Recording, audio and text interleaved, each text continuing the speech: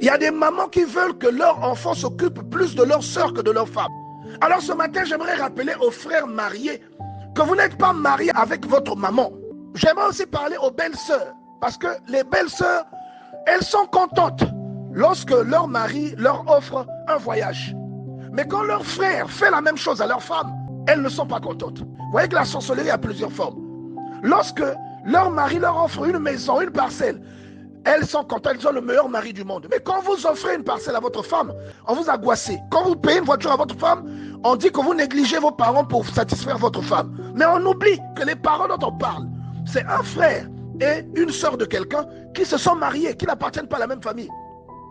Exactement comme vous et votre femme. Vous voyez? Bien aimé, ne vous laissez pas manipuler. Soyez juste. Donnez aux parents et à la famille ce qui leur est dû. Donnez à votre femme ce qui lui est dû. Ne vous laissez pas manipuler. Pendant qu'on vous pousse à marginaliser votre femme, les autres sont heureux dans leur ménage. Il y a un frère ici qui a été malheureux dans son enfance parce qu'il a vu les sœurs de son père ou les frères de son père venir créer le désordre dans le foyer de leur maman. Il a vu le frère de son père venir les menacer ou venir engueuler leur maman. Mais il va accepter que son propre frère vienne engueuler sa femme. Est-ce que vous trouvez que cet homme-là, il n'a pas besoin d'un médecin? Il n'a pas aimé quand le frère, le petit frère ou le grand frère de son papa est venu hausser le ton sur sa mère pendant qu'il était petit. Et je pense même que pendant qu'il est adulte, il ne l'acceptera pas. Mais il va trouver normal que son frère, petit frère ou grand frère, ou encore sa sœur, vienne hausser le ton sur sa femme à lui. Il va trouver ça normal.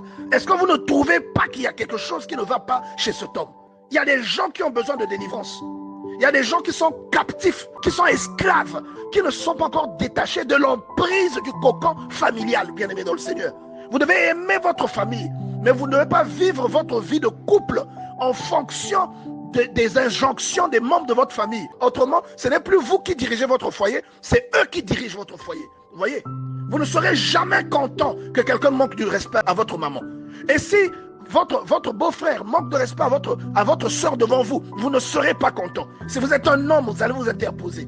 Mais vous allez laisser que votre soeur ou votre frère manque de respect à votre femme. Devant Dieu, c'est un manquement, bien aimé dans le Seigneur. Quelles que soient les raisons que vous avancerez, parce que votre femme sera malheureuse.